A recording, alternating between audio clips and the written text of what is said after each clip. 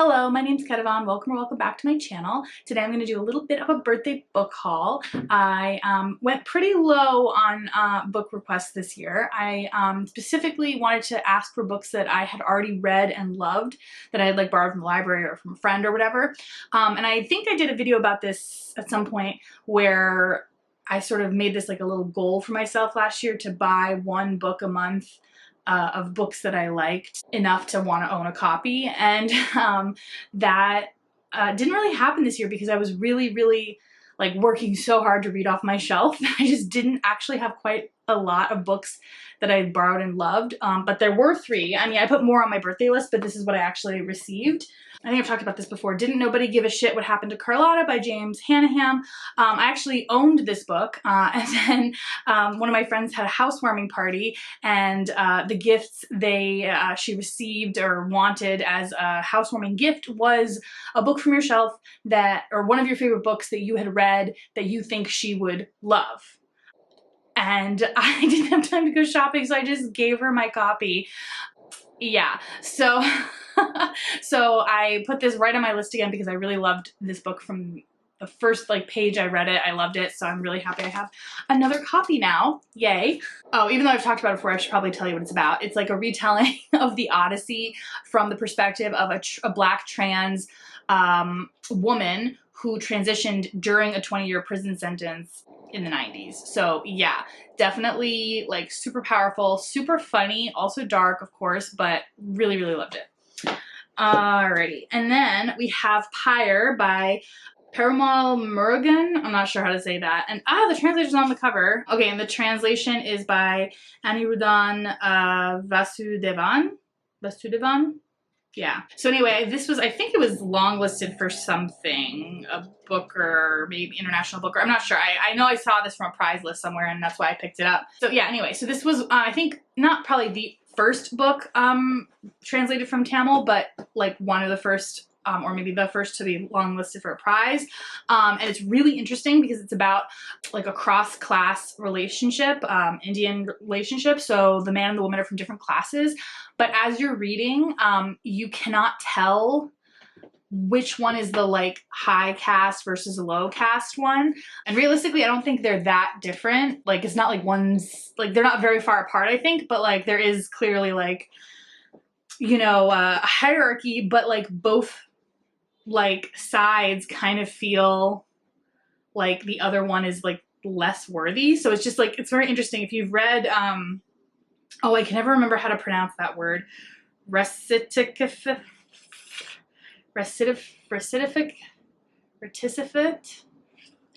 If you know what I'm talking about, please help me in the pronunciation down below. But it's like it's the only short story Toni Morrison had ever written. It's about like a woman or two women, and one's clearly black and one's clearly white, but you can't tell which one is which because all the stereotypes are kind of like split evenly between the two of them, because it's like the white one is clearly like lower class, and they grew up in an orphanage together, so like you're like who's who, I don't know. So it's kind of like that. You're not like really meant to know who's what caste, nothing's like named. And it's really like again, not a fun read, that's like a terrible word, but you know what I mean, like it's like engaging. It's like not a page turner, but like I was like, I gotta know what happens next. Okay, so next up we have Why Women Have Better Sex Under Socialism and Other Arguments for Economic Independence by Kristen R. Godsey. So this one is super fun. It's pretty light. She's like an academic writer, researcher, and she has like, I think at least 3 other books on this subject that are more like academic. And this is like her pop version of like all of her research. But it's really interesting because, you know, she's not like, obviously she's not arguing like, oh, we should all be like socialist communists, but she is looking at like former USSR countries and how basically the women in those countries generally enjoyed their marriages, their sex lives, their home life, their family life more than American women at the time, and maybe even today. And that's because they had jobs and they were paid equally as the men, and their jobs were important, you know, obviously for like, you know, propaganda reasons and like, you know, uplifting, you know, a totalitarian state, but like their actual day-to-day existence was valued, which is not the case for a lot of like 1950s housewives, right? And which is why we have all that, you know, literature of that era of like the 50s housewife who's just like miserable. So anyway, I really enjoyed this one.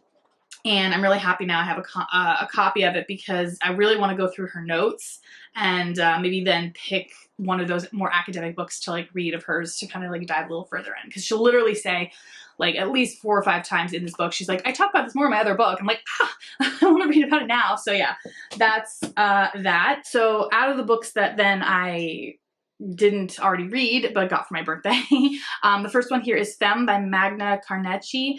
It's translated from the Romanian by Sean Cotter, which is interesting because he also translated Solenoid. But anyway, I think originally, like quite a long time ago, I had heard about this book and put it on my TBR from Sean at Travel Through Stories.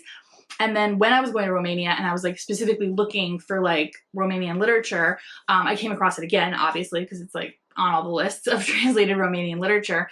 And I was like, oh, I already have it on my TBR. That's probably a good sign. And so I kind of picked this as my like female author for Romania for my Read Around the World challenge. But it was only available, it wasn't even available in the library. So I decided that this was going to be one of my first purchases after I finished Solenoid, because Solenoid was like such a chunky book, and I was like, I can't justify buying another Romanian book if I haven't finished this Romanian book. But now I finished it like maybe a month or 2 ago, so this one was perfect birthday gift. I'm really excited about this.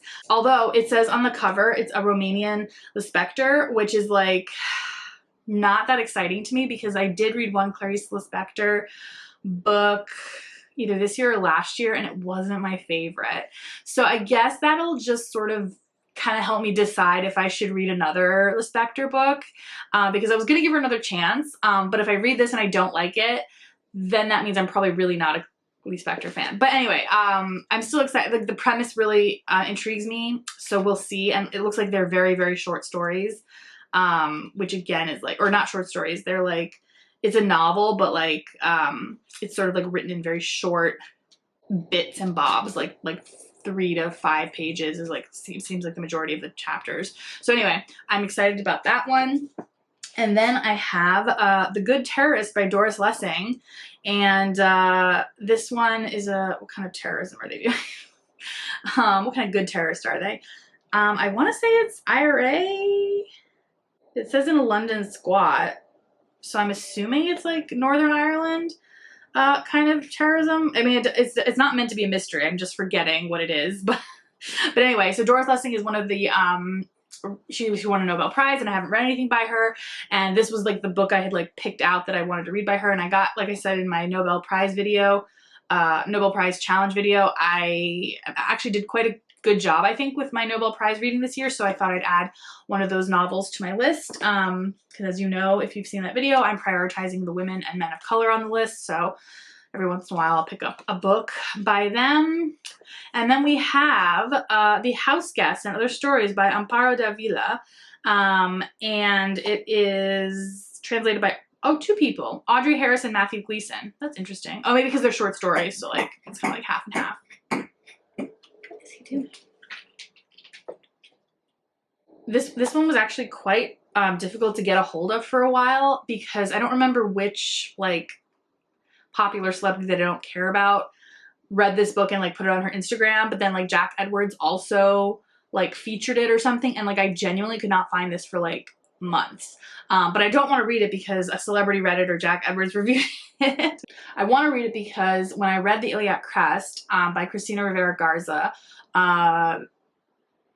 the characters in that book, or one of the characters in that book, says she is Amparo Davila, which like as a Mexican writer, like, you know, like the character is actually the author. It's not really the author, it's because like the author is long dead for when the story takes place, I think. So it's kind of like it's a weird book, but like basically the Iliac Crest is sort of a bit of an homage to this author and her writing, and so this is the only thing that she has that is published or translated rather into English, and it's very short story collection. It's like 120 pages, and there are 1, 2, 3, 4, 5, 6, 7, 8, 9, 10, 11, 12. Yeah, so these short stories are all like 10 pages each, basically. Sorry, so we had a little cat interruption, but that's fine. I think I'm done talking about this one. They're just short stories. I'm not sure. Yeah, but she's compared to Kafka, Poe, Shirley Jackson, so love all of those people. So I'm really looking forward to this. Yeah, I might actually pick this up. Yeah, well, we'll see. And then, oh, these are leftovers from the little scavenger hunt that I had to do to get the presents. Okay, and this last one is called Insurgent Love, Abolition and Domestic Homicide by Ardaf Wynacht. So yeah, it's quite a large book. I don't know if you can tell, but it's like wide but very thin. And basically it's sort of like a discussion about how, you know, if you are if you're a police, you know, if you're pro-police abolition, like how do you reckon that with domestic violence? And you know, if you've done any work or had any experience with domestic violence, you know that police and the court system do not help. So it is, you know, something that a lot of like bigger organizations will be like, we need police to be our partners so that they can understand how to help better, and like it's just not helpful. Like it's just not gonna help because basically the reason why it's domestic violence is because they love them. Like they, you know, that's why they're not leaving, because they love them. So they're never, you know, like survivors are never going to create an environment where the police are going to take away their partner. Like it doesn't help the situation, right? And I can talk about this for days. I used to do this, but anyway, so point being that this book is sort of like an exploration and discussion around that issue, and it's also something I might want to pick up like right now. But again, I'm just like, I want to pick up everything right now. So which one do you think I should read first out of all of the ones I haven't read before? The Amparo Davila, the Doris Lessing, the Femme, or the Insurgent Love? So yeah, let me know what you think, and thank you so much for watching. Until next time, bye!